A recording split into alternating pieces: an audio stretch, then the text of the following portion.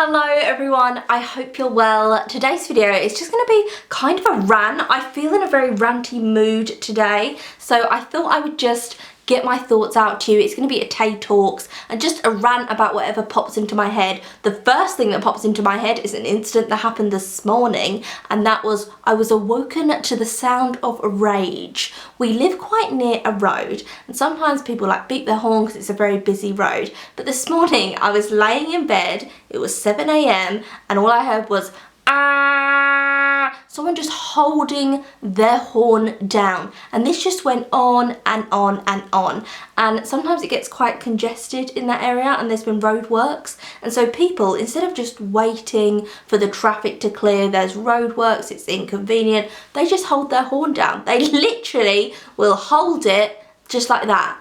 It's not going to move anyone quicker, it's just going to irritate everyone around you. But they'll just hold it down as if it's going to help the situation. No one can move quicker, no one's holding up the traffic. What do you want them to like crash through the barrier? It was so irritating, and so I got up and then I could hear this same person like every 2 minutes just holding down his horn, just holding down his horn, just holding down his horn. Oh, I cannot deal with impatient people. It drives me absolutely mad. When you're at like the checkout, and we have self-service in the UK checkouts in a lot of shops, so it's self-service, and so you're checking your stuff out and you're just about to pay and everything, and then someone's like right up to you there, and it's like, can you wait? There's a sign that says wait over there, can you just wait? Because I want to pay, but then I've bought my own bag for life, so I'm going to put my stuff in the back. Can you have a little bit of patience in your life? We had an incident, me and Dom, yesterday. Oh my god, I wasn't going to mention it, but I'll mention it. It was the weirdest thing of my life. So me and Dom, after work, I met him at his work, and then we went into Marks and Spencer's because I had to get a wedding outfit, which I still haven't got because I have another wedding coming up. It's the 3rd wedding of the year. And so I was in Marks and Spencer's and I had like my fists in the jewellery because I love the jewellery just section in Marks and Spencer's. So I was like rattling away, and then this man who must have been about like late 70s, he said, oh, I wouldn't do that myself, but it's really admirable. And I didn't know what he was talking about, but I knew he was talking to me and Dom, so I like stopped rattling around in the jewellery and I was like, and then he just kept on and he was like, it's really admirable, but I wouldn't do it myself. And you know when someone's talking and you know that they're being spiteful and you know they're being passive aggressive, but they're doing it in such a covered up way and they're kind of like mocking you that you don't know what to do because you can't say go away because they're not being outwardly aggressive towards you. And then I realised he was talking to Dom, and he was talking about Dom's dreadlocks. And we have had quite a few instances where men who are like 70 and above just have a problem with Dom having dreadlocks. So this man went on and he was like, it's a really great thing you're doing, isn't it? That's really going to help the world. That's a great thing. And I think people assume that he is a hippie because he has dreadlocks, and that's why he has them. It's something to do with the planet, and they get really irritated by that, which I find very odd. That's not the reason he has dreadlocks. But even if it was the reason he had dreadlocks, maybe he thought it would help the world in some way. It's not your place to come up to us when I'm trying to look in the jewellery, mind my own business, and have you be passive aggressive. This went on for about 5 minutes, and 5 minutes, if you just stop for 5 minutes, it's quite a long time. Like, it was just going on, and I was just standing there just like, is this gonna end? Is it not? Dom wasn't saying anything because Mum was being really aggressive, and Dom was like, I wasn't saying anything, and then this man went like kind of laughed in Dom's face and then just walked away. And it's very difficult when people are like in their 70s and above. You don't want to have a go at them because you've been taught to respect people who are elder to you. So me and Dom are never gonna have a go at anyone or talk back to them, but it was one of the most awkward things. So I was just like, yeah. Normally we'll get older people that will come up to him and be like, why have you done that? Why do you do that? Why is that? Like, older men will say stuff like that, and Dom's just like, oh, I just like my hair like that. That's it. Dom's always had long styled hair. So when he was a child, he spent a lot of his early childhood with his grandma, who's Malaysian because his parents went back to work, so she looked after him a lot. And she had his hair long and she used to braid his hair. So he was always used to having long styled hair because his grandma used to braid it, and so then he started braiding his own hair, and then he learned how to dreadlock, and he braided and dreadlocked. So it's always just been something, you know, from a child, because his grandma used to braid his hair and he had it long. He's just used to having long styled hair, whereas I think a lot of men, they, as boys, has their hair cut short, really short, before they've got any choice in the matter. Oh, I feel myself ranting. You know when you feel like you really want to rant? Yeah. Oh my god, it was just like that rage-fueled person beeping on their car, and then that man yesterday like having a go at Dom, and it's like, let him have his hair how he wants. Is it affecting you personally? No. Let it slide. Let it go. I hate people like that, where they can't just let things be. They have to like make a sassy comment, or they have to be spiteful. I used to have a dance teacher that was like that at high school. I went to a normal high school, but for some reason we used to have dance. We could choose dance as a subject, and I chose dance as my GCSE, and I didn't pass it. It's one of the worst decisions because I'm not a very good dancer, and the dance teacher who I thought was going to have, I didn't end up getting her. I got one called Miss Head, and I'm so sorry to people who go to my old school who have Miss Head as their dance teacher. She was one of the worst teachers I have ever come into contact with. She would be nasty. She would make personal comments. I remember once I had my hair in like ringlets, and she just had such an issue with it, and it wasn't against school dress code or anything. She was just like, why have you done that? Why would you do that? Why would you do that with your hair? Like, she was just really rude, and she clearly didn't want to be a teacher. She hated her job, she hated her life, and she would just take it out on like anyone that was like weaker in the pack and didn't have as many friends in the class. She'd take it out on them. So I was like her first port of call that she used to take it out of. She used to be really rude to me. She used to, everyone would do a little like dance move, so we'd have to do it, and then she'd say whether it was good or not, and she'd come to me and she'd just go and then move on, and she'd give everyone feedback apart from me, and I feel like it gave her a little bit of an ego boost to be rude to me. And I remember once she kicked off big time, and that was because where the sports building was, loads of people used to smoke, like the cool kids used to smoke, and I was always in and out of friendship groups throughout high school, so I never had a solid friendship group that I could hang out with. So when I was out of a friendship group, I was just by myself. So break time, lunchtime, I despised. I used to just count down until I could be back in a classroom, because I didn't want to be like picked on by being alone by myself. I was an easy target walking around the playground, and so I just used to think, oh my god, I just can't wait for the next class to start. I just have no one to hang out with at this time. So I used to go to class early. I used to wait outside my next classroom when it was break or lunch, because I didn't want to be an easy target just walking around by myself. So I was on my way to wait outside dance, because dance was my next lesson, and so I was like a few feet away from Miss Head, and she was walking towards me, and then all these kids that were smoking kind of like dispersed really quickly behind me, because they'd seen her walk towards me, seen like her, you know, walk towards them to see if anyone was smoking. And then she just like kicked off. She's like, oh, nice one, Hannah, thanks for telling everyone I was coming, nice one. And I was like, I wasn't, like, I didn't. And she knew that I didn't, because she would have known that I didn't hang out with those kids, because some of them were in my dance class and they were cool kids and I was not. So she would have known that like I wouldn't be their lookout or anything like that. And she just, I feel like she took all her rage out on me. She was like, oh, she was like, you're going to get in so much trouble for this. What else did she say? She was like, oh, people who rat. Like, she was going on about people who rat, which didn't really make much sense, because who was I ratting to? Like, if I was a lookout for them, was I ratting her? Like, I didn't really quite get that whole thing. But she was like going on about that, and then she just kicked off majorly at me. And then I feel from that point, she just knew that she could kick off at me. She knew that I wasn't going to talk back. She knew that I very much respected teachers, and so she was such a nightmare. I think back and I'm like, why wasn't I just like telling another teacher, telling my parents, or telling her to back off? I feel like this is such a familiar story, and when people talk about bullying in school, they don't talk about teachers bullying students, which happens so much. I witnessed it in so many classes where the teacher would pick on the child that was being bullied by everyone else to try and look like the cool teacher. I'm your friend, I'm the cool teacher. And she used to just pick on me because she clearly didn't want to be a teacher. She was very bad at her job. She couldn't control a class, she couldn't really teach, she wasn't very good at dancing, she just didn't like children in general, she didn't have good people skills, like all the things that you would think, these are characteristics that would make you a bad teacher. She had them. She wasn't very good. No one got very good grades in her class because the ones that took it for GCSE, when we opened our GCSEs, we were all like, oh my god. We were all like, a lot of people hadn't passed, a lot of people got bad grades because she was just so bad at her job.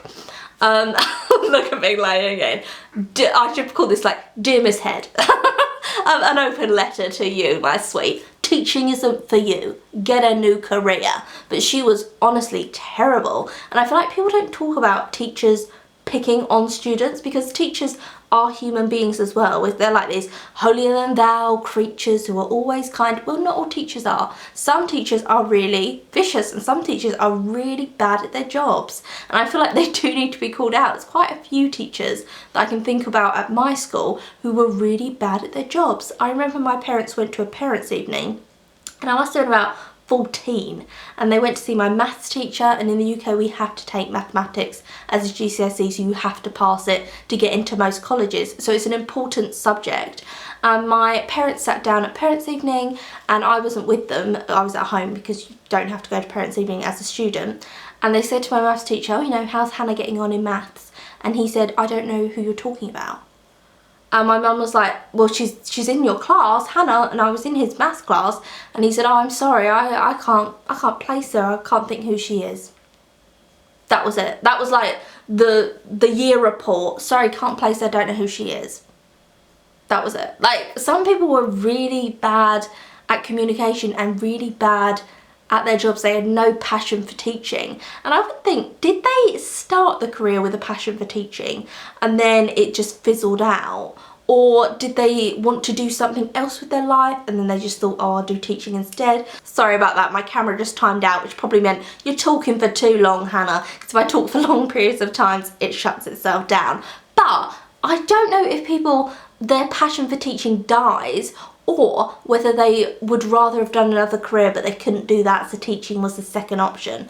I feel like with my dance teacher that I didn't like, she clearly wanted to be a dancer. She probably from a young age wanted to be a professional dancer. She was not good enough to be a dancer, which is, you know, it's a cutthroat world, the dancing industry, performance industry, it's all very cutthroat. So she couldn't do that, and so she was like, oh, I'll just teach dance then. But she had no passion for teaching dance, and I think that's so unfortunate. And you get that quite a lot with performance art classes when they're at public school. So public school is a school anyone can go to, it's free, you don't pass any exams, you just have to live in the catchment area and you can go to it, and that's what I went to. I never went to drama schools, I never went to private schools, I never went to grammar schools where you pass an exam to get in, nothing like that. I just went to normal schools that didn't really specialise in anything, and I feel like all their performance teachers didn't really like their jobs, like drama teachers, music teachers, media teachers. I feel like they all didn't want to be teachers, they wanted to be an actress on TV, or they wanted to be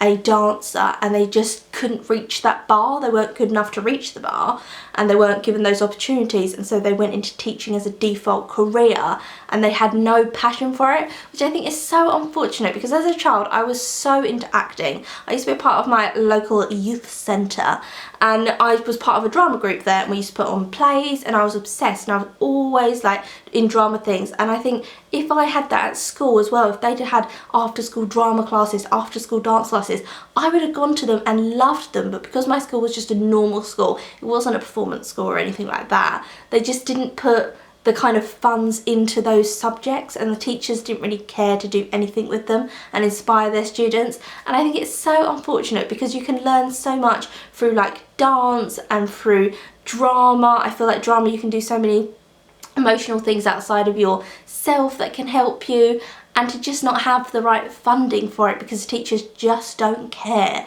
and the schools don't care enough about their subjects is absolutely tragic. I took all performance GCSEs, so I took like dance, music, drama, media. I took all the performance one because I always wanted to go to drama school and I didn't. So I didn't even know drama school was a thing until I like started school properly. I didn't know that they even existed, drama schools. And so I just wanted my school to be a drama school so bad, because I love acting, I love anything theatrical. I'm part of a like singing group at the moment. I just love it. I love like community stuff like that. And so when I took all my like GCSEs, I thought, oh, this will be great. But the teachers just had no passion for the subjects. And I think that's so sad, because if you want to be a dancer and you're not good enough, so you have to be a teacher, surely you think, well, I can raise the next generation who someone in this class could be a professional dancer, and I would have given my skills to them and helped them, instead of being kind of like jealous, like, oh, this person's really good at dance, oh, I was never good at that. Like, you should embrace it more. I don't know, like, there's my rant for the day. I'm probably ranting on way too much. I don't even know what I've spoken about. I've hit on so many subjects, but I just think so many people are like passionless in life, and then they're really rage filled, and then if they see someone who's like slightly different, like Dom with dreadlocks, like they'll have to take him down in some kind of way. They'll have to make unfair assumptions about his character. And then if you've got a child who's like interested in a subject, you would hope the teacher would nurture that, and because they're so passionless and like bitter within their own lives, they can't even help anyone else, because they're just so like, they suck the life out of a room. Oh my god, I'm just ranting. I can't help it.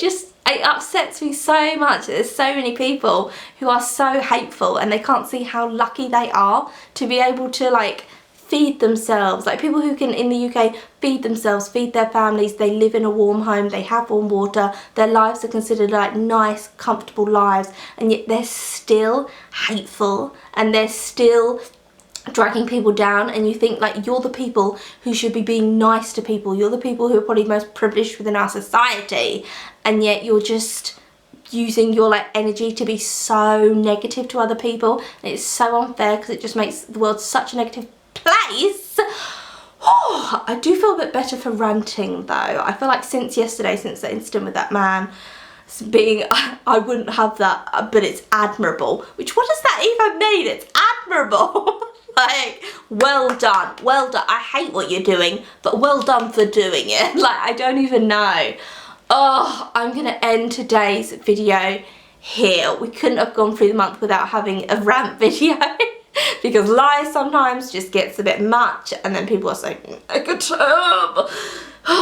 So yes, Arsavenya, Akuna Matata.